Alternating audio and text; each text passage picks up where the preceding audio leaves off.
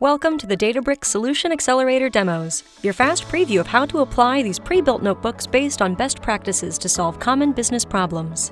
Today, we will be looking at the Solution Accelerator for Customer Lifetime Value.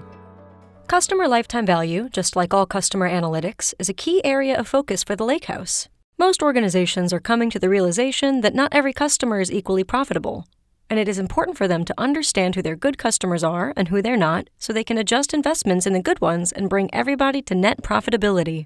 The standard tool for this is an estimation of customer lifetime value. Simply put, the customer lifetime value is an estimate of the value that we expect to obtain from a customer. Whether that's in terms of spend or margin for each have some number of future periods, typically 3 to 5 years. Not knowing whether the customer will stay engaged for that time period, we have to incorporate a retention estimate into our considerations. And of course, we have to apply discounts for future revenues. Summing this all up, we arrive at a potential sum that we expect to obtain from a customer for the period of interest. Now, the challenge we have in most retail organizations is that we do not have contractual relationships with our customers. We instead have to take a look at the pattern of engagement that the customer establishes, and from there estimate retention and monetary value components to factor into a customer lifetime value, or CLV. The work for this was done by a series of researchers back in the late 1980s and then popularized in the 2000s, and now packaged today as a very popular open-source library known as Lifetimes. We'll use that library and Databricks to help us estimate CLV in this Solution Accelerator demo. Here, we're looking at part 1 of a 2-part series where we tackle retention and the value components of CLV. Our blogs have our perspective on retention and value estimation and links to resources that are helpful as you explore what fits into your organization. We're going to jump right into the code that's available inside the attached notebooks.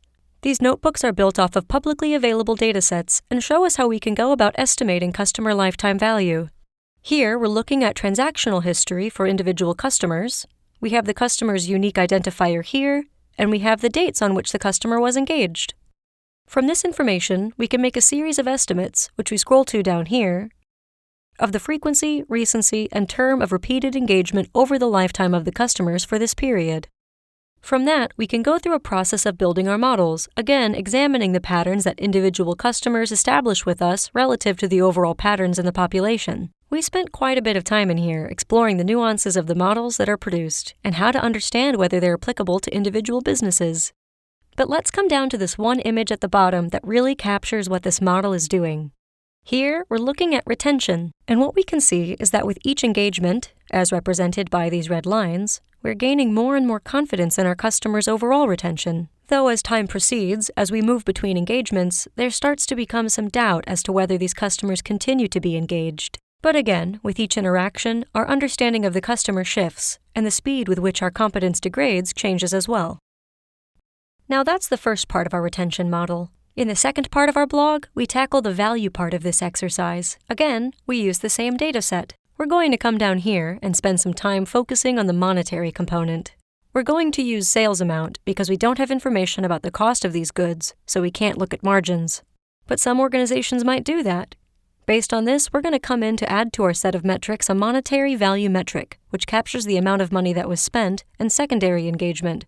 So, not the primary, but the follow-up engagement. From that, we can build a very similar model that we saw before. And when we bring together both our retention and our monetary value model, which I get to down here, we have the ability to estimate a CLV. Now here, I'm doing a 12-month CLV, but we can certainly look further out.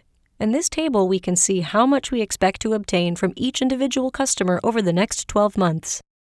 This is super useful, but a little difficult for most organizations to employ, so we can go an added step to show that you can take this model, convert it into a function so that you can simply write select statement and use your model as a function passing in the pre-computed values to then make your CLV estimations as part of a query.